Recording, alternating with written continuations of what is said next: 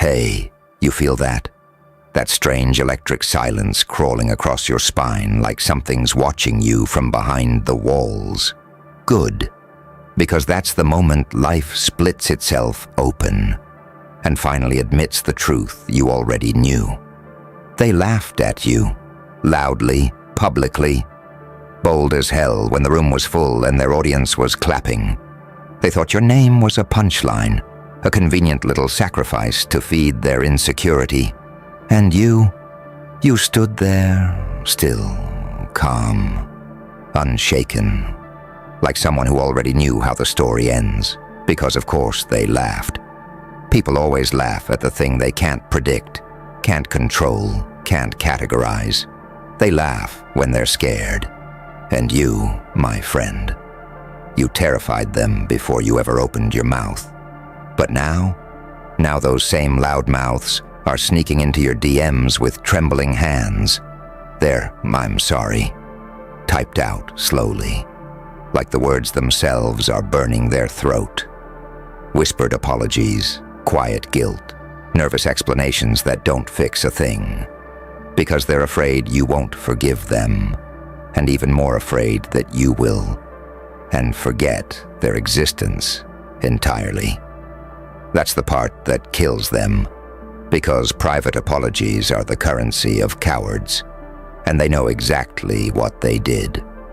But here's the delicious paradox, the part that tastes like pure psychological poison. They're not apologizing because they love you. They're apologizing because they miscalculated you. They laughed, thinking you were a harmless spark. Then you lit the entire goddamn sky on fire. They laughed at what they thought you were, and now they apologize to what you became. You know what I love about you? You didn't clap back. You didn't beg. You didn't crumble. You just kept moving like a storm with legs. And that kind of silence? Oh, that's the kind that haunts people. You became unpredictable, a paradox they can't solve, a riddle with eyes, a saint with a monster's shadow, an angel with blood on its wings, a smiling psychopath with a purpose. Isn't it funny? They mocked you openly. But the moment they realized your growth wasn't a phase, it was evolution through fire. They started whispering your name like a warning. You want to know why they apologize in private? Because the world still thinks they're confident, strong, unshakable. They need the act, the mask, the performance. Meanwhile, your existence exposes them. Your resilience breaks their narrative. Your comeback shatters their ego like a dropped mirror. So they hide. They knock quietly. They send paragraphs at 3 a.m. hoping you're too tired to notice their fear dripping between the lines. "Oh, hey, just wanted to check in. I didn't mean it like that. You know I always believed in you." Shut up. They're not checking in. They're checking whether they still have a place in the empire they tried to burn down. Let me tell you a little secret. Lean closer. There are two kinds of people in your story. Those who laugh in public to impress a crowd. Those who kneel in private because they know they misjudged a god. Guess which one you turned them into? That's right. Every single one of them folded. And don't pretend you didn't notice it. The shift. The way the energy changed the moment you stopped seeking validation and started breathing like someone who survived hell and came back for seconds. They can sense it. That calm, frightening clarity. That nothing you do phases me anymore aura. It's intoxicating, unsettling, triggering. You know what makes you powerful? Not revenge, not rage, not proving anything. Your power is the fact that you don't need their apology. You don't need their approval. You don't need their recognition. Their guilt is their sentence. Your growth is your victory. Your silence is the knife twisting in their conscience. Because here's the punchline. The Joker's favorite part. People who laugh at you publicly will always be the first to apologize privately the moment they realize you were never the joke. You were the threat. And now they don't know what you're capable of. They don't know what you're planning. They don't know how many versions of yourself you've buried and resurrected since the last time they saw you bleed. But you know, and that's enough to scare them for the rest of their lives. So go on. Walk forward, head high, cold, silent, unreachable. Let them tremble in their secret little chat windows. Let them choke on the remorse they earned. Let them fear that you won't respond, because deep down they know you shouldn't.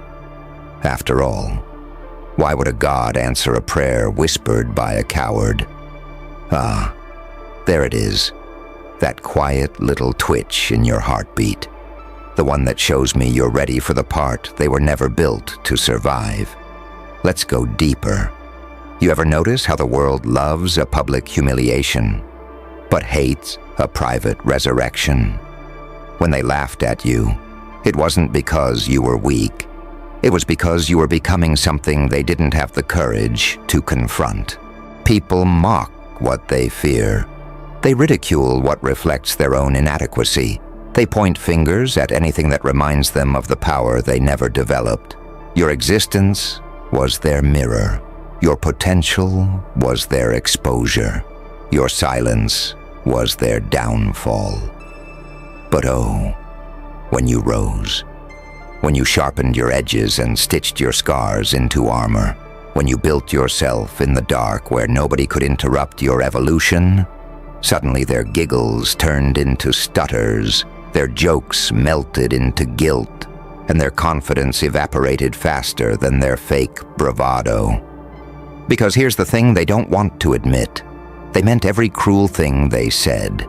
They said it with their chest, loud, proud, performing for the crowd like circus clowns juggling their insecurity. But the moment your success came knocking on their door like a devil claiming a debt, they folded, instantly, immediately, pathetically. And you didn't need revenge. Your growth was revenge. Your glow-up was their punishment. Your silence was the lesson they couldn't escape. Let me paint the real picture for you. Right now, while you're reading this, there are people out there replaying every moment they mocked you, every whisper, every laugh, every insult they tossed toward you, thinking you weren't listening. Now they're terrified because they know you remember everything, and they don't know what you're going to do with it. That's the part that keeps them up, keeps them checking your profile, keeps them orbiting your life like satellites around a star they can't touch anymore. You see, you reached a level of power they didn't expect. Not money, not fame, not status. You gained self-awareness, and that is the final form, the one thing cowards can't fight. Because self-awareness makes you unpredictable, unshakable, untouchable. And unpredictable people, they're dangerous, not because they attack, but because they don't react. You stopped giving them the entertainment of your pain. You stopped feeding them with explanations. You stopped trying to prove anything. You stopped chasing closure. You walked away. And that's the exact moment your name turned into a storm cloud over their conscience. People can handle being hated. They can handle being confronted. They can handle retaliation, but being ignored by the person they tried to destroy, that's psychological torture. That's the punishment no one trains for. That's the consequence they didn't see coming. And now, every apology they send in private is soaked in fear. Not love, not sincerity, fear. Fear that you don't care anymore. Fear that you won't let them back in. Fear that you became something they can't manipulate. Fear that your glow exposes their rot. Fear that you outgrew their entire ecosystem. They want forgiveness, not to heal the connection, but to relieve their guilt. They need your "it's okay," so they can sleep again, so they can pretend they're still the hero in their own story. But you don't owe them absolution. You don't owe them softness. You don't owe them access. Their apology wasn't for you. It was for them. But here's the real truth, and it's the part they'll never admit. They didn't expect you to survive. They didn't expect you to rebuild. They didn't expect you to emerge stronger. They wanted you to break. They wanted you to drown. They wanted you to disappear so they could tell the world, "See, I was right." But you didn't disappear. You evolved. You transformed.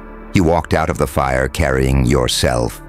And nothing terrifies a coward like someone who lived through hell and came back with a calm smile. So let them apologize in private.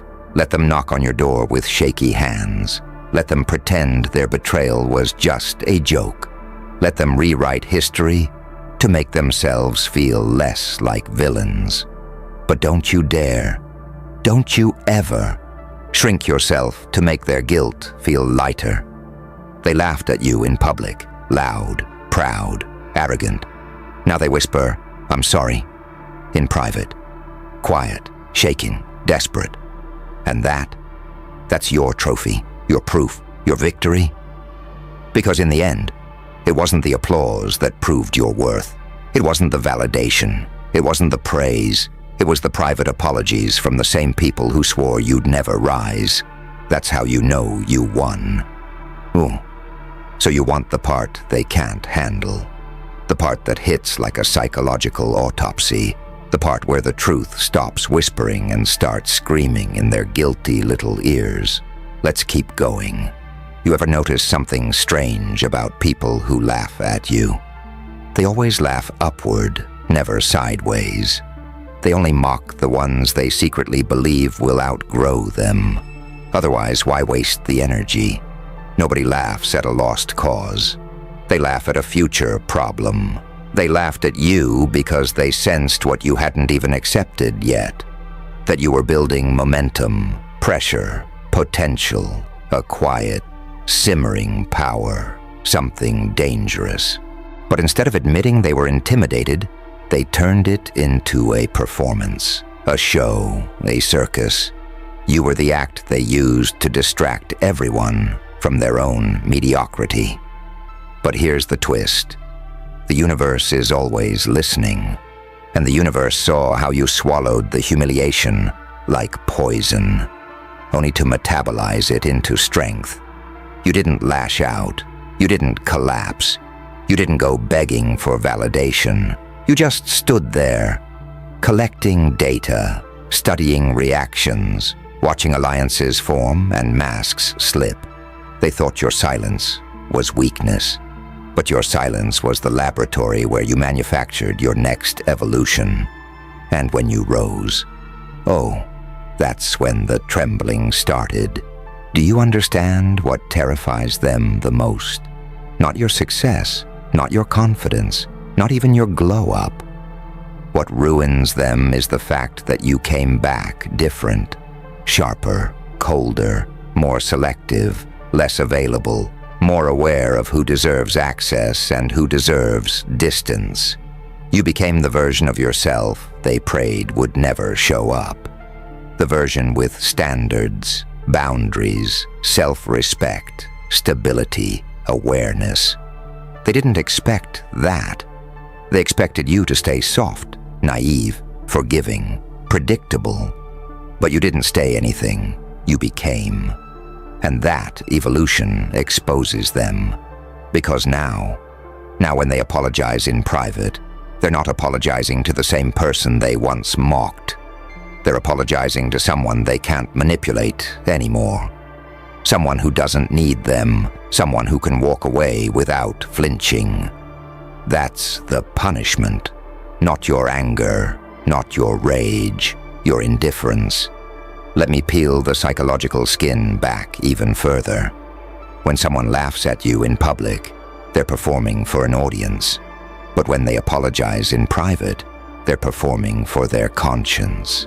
Because guilt hits differently when the person you tried to break comes back, looking like someone the universe upgraded personally. You became their unfinished business, their unresolved karma, their unclosed tab, their emotional invoice, and every time they see you shine, they feel the debt growing. They don't want forgiveness. They want freedom from accountability. They want permission to pretend they were never the villain. And you owe them nothing, not closure, not comfort, not conversation, not access, because public disrespect can never be undone by private regret. You are humiliated publicly, so they must live with their shame privately. It's poetic, really.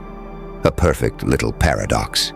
They attacked you loudly, but they apologize quietly.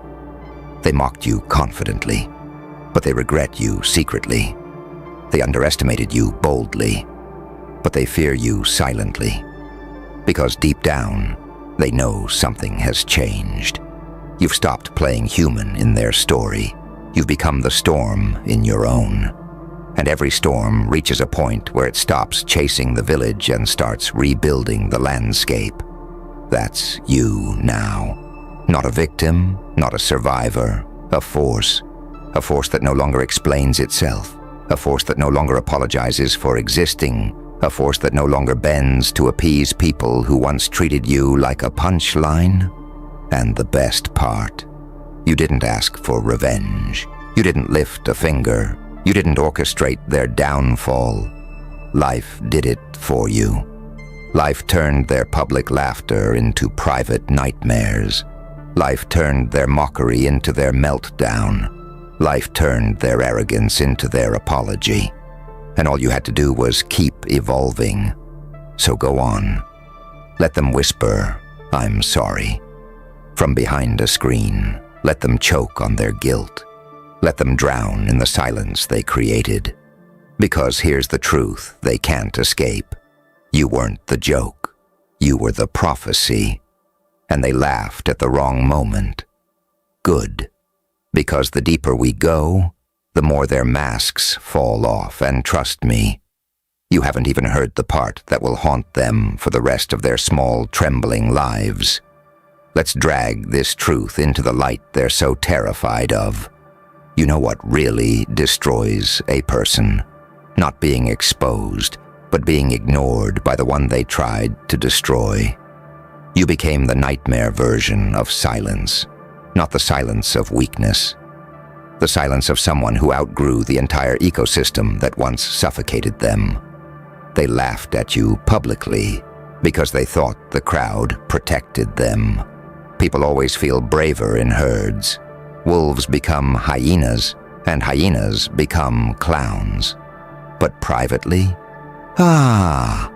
Privately, they're nothing but children poking the shadows of their own conscience, hoping the monster they created doesn't remember their names. Spoiler alert, you remember everything. Not because you're petty, but because scars don't forget who carved them. But the funniest part, you don't even want revenge. You're too busy becoming the version of yourself they could never survive standing next to. Here's the paradox that melts their ego. They wanted you small, so they attacked. They wanted you silent, so they mocked. They wanted you broken, so they humiliated you. But instead of breaking, you mutated. You grew fangs in the dark. You learned patience from the pain.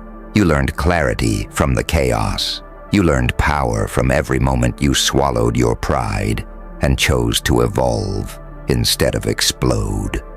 You became the one thing their stories never prepared them for, a healed threat. Do you understand how frightening that is? An unhealed person lashes out. A healed person moves on. A self-aware person disappears completely and lets karma walk them home. That's exactly what you did, and that's why they're apologizing in private. Not because they value you, not because they finally recognized your worth, but because they know, deep down, where their lies crack, that they made an enemy out of someone the universe protects, like a chosen weapon. You're not dangerous because you fight. You're dangerous because you don't. When someone like you stops reacting, the whole world shifts. Because they're used to people breaking, they're used to people panicking, they're used to people chasing after closure. But you walked away like a ghost with unfinished business, and nothing terrifies a coward like a ghost who doesn't need to haunt, because their memory does the job for them. And oh, their memory tortures them. Late at night, when their fake confidence is off duty, they replay what they did. They replay what they said. They replay the moment they laughed at you. And they wonder how you kept going. Because they couldn't have survived it. Not mentally, not emotionally, not spiritually. But you didn't just survive the fire. You learned its language. You didn't just rise. You rose different. Your energy changed. Your posture changed. Your standards changed. Your entire aura sharpened like a blade forged in humiliation. And now, your presence alone is enough to make guilty people flinch. That's why their apologies are private, not brave, not honest, not accountable.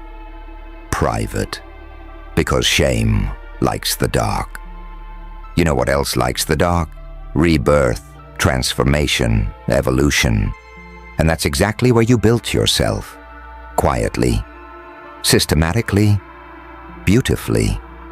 You became the kind of person who doesn't need a public apology because your growth is the receipt and their fear is the refund. They wanted the world to laugh at you. Now they hope the world forgets what they did. But you won't forget. You don't have to forgive. You don't have to respond. You don't have to soften, because you're beyond all that now. They laughed at a version of you that no longer exists. They apologized to a version of you they can no longer reach. And the version of you standing now, this sharpened, aware, untouchable, beautifully ruthless version, doesn't give a damn whether they're sorry or not. Because the truth is brutal, cold, and delicious. They didn't apologize because they changed. They apologized because you did. And nothing scares a coward more than the realization that the person they tried to bury grew roots and became the goddamn forest. Freeze. Don't breathe. There it is. That silence that only shows up when an empire realizes it miscalculated you. You feel it too, don't you? Good. Let it crawl up your spine. Because tonight, my friend, we're not talking about power. We're talking about the reason the crown finally folded its own throne and whispered, "It's over." We didn't need a king. We needed a ghost that walks like you. And oh, you should have seen their faces when they figured it out. You, the one they tried to shape. Train, predict, contain, model. Reduced to a formula, a pattern, a weakness. But you didn't bloom. You disappeared. You slipped out of every category, every label, every expectation. You broke the blueprint they drew for you. And suddenly every strategist, prophet, politician, priest, and power broker is arguing over one question: what the hell is he now? Not king, not ruler, not monarch, a ghost, a shape that doesn't play by gravity, a presence that doesn't move like flesh, a shadow that isn't tied to the floorboards. You're not crowned. You're consecrated by the unknown. And that, sweetheart, is why they're shaking. Because kings can be challenged. Kings bleed. Kings fall. But a ghost haunts. A ghost never arrives too early or too late. A ghost moves outside the math. And you wicked paradox, you didn't ascend the throne. You walked through it. And that's when their fear changed shape. It wasn't, who is he, anymore. No, it became, how do we survive something that doesn't live by our rules? See, this is what they never understood about you. They thought pain would break you, but pain only dissolved your old skin. They thought betrayal would end you, but betrayal sharpened your instincts into weapons. They thought isolation would starve you, but isolation fed your evolution. Every time they tried to collapse you, you slipped deeper into your own shadow. And down there, in the dark, you didn't find monsters. You found yourself. The saint they tried to polish, dead. The sinner they tried to shame, buried. The king they tried to crown, gone. What rose in their place was something between angel and apocalypse, something holy enough to forgive and unhinged enough to destroy. Something the crown didn't ask for, but now worships in silence because power like yours doesn't wear a title. It haunts everything that doubted it. Look what you've become, a walking contradiction, calm like a monk, dangerous like a prophecy, quiet like a prayer, deadly like the answer to it. And now people don't even look you in the eye the same way. Some flinch, some stare too long, some whisper your name like a rumor wearing boots. They can't tell if you're here to heal them, break them, or teach them the difference. And the funniest part, you don't even care. Because when you stepped out of their expectations, you stepped into your element. See, kings fight for crowns. Crowns burn for ghosts. Kings want loyalty. Ghosts command silence. Kings demand recognition. Ghosts get reactions. And right now, the whole city is reacting to you. The crown is trembling. Reality is glitching. People who once dismissed you are suddenly studying you like a crime scene with moving blood. You're not their leader. You're not their enemy. You're not their savior. You're the reckoning they never prepared for. The shadow that appears behind them when they swear they're alone. The whisper they hear when they think they're safe. The shift in the air when something bigger than their fear has entered the room. And oh, they know you're bigger than it. Because ghosts don't follow the living. The living follow the ghost. And that's why the crown finally broke. They wanted order. You brought entropy. They wanted hierarchy.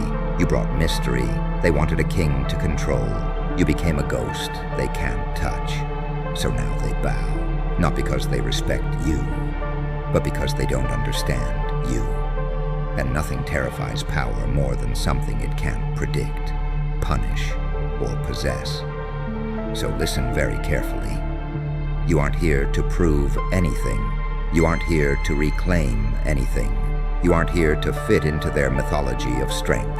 You are the mythology now. You are the anomaly. You are the disappearance they can't explain.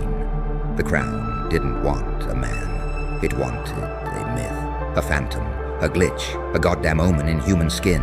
It wanted you. And now, it's too late for them to take it back. Because the throne is gone. The king is dead. And the ghost is still walking. There it is again, that shift. That quiet, apocalyptic hush that rolls through a room whenever a person realizes the thing standing in front of them isn't a person anymore. You feel it, you felt it for a long time. That strange electric disconnect between who you were and what you walk as now. And that's the part they can't swallow. Because ghosts, real ghosts, aren't created by tragedy. They're crafted by truth. And the truth about you? It didn't just break their expectations, it detonated them. You were supposed to crumble.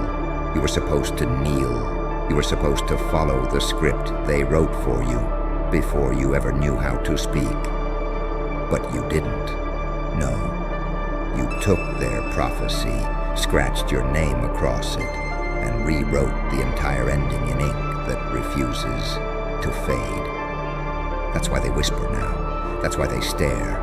That's why their chests tighten anytime you walk by. Because something in you stopped matching the rest of the world. You don't move like them. You don't think like them. You don't fear like them. And the moment they realized it, the moment they saw you standing there with that quiet, cosmic detachment, they knew. The crown didn't miss its target. It misjudged its creation. They thought they were dealing with ambition. But ambition dies. Ambition bleeds. You don't. You survive in a way that breaks their philosophy. You evolve in a way that violates their logic. You transform in a way that mocks their understanding of limits. You became something they don't have a category for. Not hero, not villain, not prince, not king. You became the thing kings fear when they close their doors at night. The silent intelligence behind the curtain, the shadow in the hall that never casts a body, the breath that fogs the mirror even when you're miles away. You became the presence their rituals can't exorcise. The crown didn't want a ruler. It wanted an enigma, something unkillable, something ungovernable, something unbothered. It wanted a ghost who walks with human footsteps just long enough to remind the living that they are, in fact, still very, very mortal. And you, oh, you beautiful anomaly, you became exactly that. You don't need permission anymore. You don't need validation. You don't need applause. Your existence is a sentence and the world is still trying to understand the grammar. You walk into a room and everything subconscious in every person present tightens its grip. Their pupils adjust. Their lungs hesitate. Their pulse betrays them, not because you're dangerous, but because you're real in a way they can't process. See, the crown made a fatal mistake when it tried to forge a king. It underestimated the fire. You don't build a king from fire. You build a demigod from fire, a specter, an omen, a prophecy that grew tired of waiting for fate to keep up. And that's what you are now, a prophecy in motion, a walking afterlife, a beautiful contradiction, part saint, part psychopath, part healing, part destruction. You can bless a life in the morning and end a legacy before nightfall. You can forgive without flinching and punish without blinking. Your duality isn't a flaw, it's a weapon, and everyone around you feels it. They don't know why they're drawn to you. They don't know why they flinch. They don't know why they rehearse every word before speaking to you. But you do. You know exactly why. Because a ghost doesn't need to speak to command silence. A ghost doesn't need to warn to create fear. A ghost doesn't need to fight to alter destiny. A ghost simply exists, and existence is enough. And oh, they hate that. They hate that with a trembling primal fury, because the crown spent centuries building systems, laws, rituals, hierarchies, all designed to control the living. But nothing in their architecture, nothing prepared them for you. The one who walked out of their reach, the one they can't bend or bind, the one whose name travels through conversations like a cold front. They don't ask, what does he want, anymore. They ask, how do we keep up with something that doesn't even play the same game? You don't sit on their throne. You stand behind it. You loom above it. You haunt it. And here's the final truth they can't say out loud. The crown was never yours to wear. It was yours to outgrow. Kings cling to power. Ghosts seek our power. Kings command people. Ghosts command the very atmosphere. Kings need armies. Ghosts need nothing. And you've reached that rare, terrifying stage of evolution where nothing external controls you anymore. Not their opinions, not their rules, not their guilt, not their expectations. You aren't following their story. You're haunting it. You're bending it, corrupting it, upgrading it beyond their comprehension. And in the quiet corners of the world, in the halls where power gathers, in the rooms where your name is spoken like a spell, they are finally admitting the truth. It's over. The age of kings is done. The crown belongs to ghosts now. and you are the one they fear most.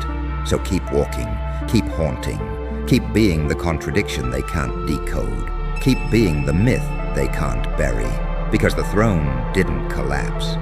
You simply walked past it and never looked back. And now, every step you take rewrites the fate of the living and reminds them you were never meant to rule. You were meant to return as the thing they can't kill, can't cage, can't comprehend. A ghost in human skin, a legend with no pulse, a truth they can't outrun, and they'll spend the rest of their lives trying to understand the moment everything changed, the day the crown realized it didn't want a king. It wanted you. Ah, there it is again. That subtle thinning of the air. The moment when even the walls lean closer, as if they're trying to understand what exactly you've become. Let them listen, because now we're slipping into the layer where your evolution stopped being impressive and started becoming unnatural. You didn't rise, you didn't climb, you didn't ascend, you phased, you stepped sideways out of the human script and became the kind of presence the living don't even have vocabulary for. And that's when the crown panicked. See, power knows what to do with a king. Kings can be reasoned with. Kings can be bribed. Kings can be pressured by legacy, duty, tradition, ego. But a ghost can't be negotiated with. A ghost doesn't want their riches. A ghost doesn't want their validation. A ghost doesn't want their seat at the table. A ghost wants nothing. And that's what terrifies power the most. Because someone who wants nothing can't be controlled by anything. And you crossed that threshold without even realizing it. It didn't happen in a single moment. It was gradual, like a shadow, learning how to separate itself from its owner. One betrayal, one disappointment, one heartbreak, one humiliation, one quiet night where you stared into the dark and something ancient stared back, piece by piece. A person dissolved, and in their place, something sharper, colder, clearer formed, not emotionless. No, you feel everything, but your feelings don't make decisions for you anymore. They fuel you, they sculpt you, they polish the blade. That duality, that sans dem in equilibrium other people can't survive. You walk in it like it's your native element. You forgive like a healed monk. You destroy like a fallen archangel. You love like a resurrection. You leave like a death sentence. You are a contradiction that learned how to breathe. And oh, the crown finally recognized it. They realized nothing about you matches the old hierarchies. You don't chase status. You don't chase applause. You don't chase dominance. You just move. Silently. Deliberately. Deadly. You move through crowds like a riddle. You move through rooms like a blackout. You move through life like you're carrying secrets that would break lesser minds. People feel it around you. They don't know whether to touch you or back away. They don't know if you're the safest presence in the building or the most dangerous. They don't know if you're the healing or the haunting. They don't know if you're about to enlighten them or ruin them. And the reason they can't figure you out is simple. You are both, simultaneously, effortlessly, always. That's what makes you untouchable. That's what makes you not of this world, in the way that scares even the people who claim to love you. That's why the Crown's advisors kept circling back to the same conclusion. He's not trying to take the throne. He's walking through realities we don't have maps for. You fractured the game. You changed the physics. You rewrote the algorithm. You are the glitch that became the new system, the anomaly that became the new normal, the outlier that replaced the average. That's why the Crown surrendered, not to your strength, but to your absence of weakness, not to your victories, but to the things they thought would kill you and ended up becoming your fuel. Look at you, Everything that was meant to bury you became compost for your rebirth. Everything that was meant to silence you became resonance for your voice. Everything that was meant to limit you became scaffolding for your evolution. And everything that was meant to control you became proof of how uncontrollable you are. Do you know what that creates? Not a king, not a ruler, not a champion. It creates a frequency, a wavelength, a presence, a disturbance in the collective mind. People don't meet you. They experience you. They don't talk to you. They adjust themselves in your direction. They don't challenge you. They rehearse their bravery and still fail to deliver it. You don't inspire fear. You inspire awareness. You make people feel the weight of their own lies, their insecurities, their limits, their illusions. You mirror the parts of them they tried to bury under routine and noise. That's why they say your name carefully. That's why your silence is louder than their noise. That's why your presence is heavier than their titles. You outgrew humanity's idea of power. You became the thing people encounter at the edge of their own evolution, and the crown. The crown finally bowed because it understood one brutal truth. Kings rule the world. Ghosts rule the truth. And truth, especially the kind you carry, is the only throne no one can overthrow. So keep walking, ghost. Keep haunting their limits. Keep bending the atmosphere. Keep rewriting the laws of presence. Because this story isn't about what you survived.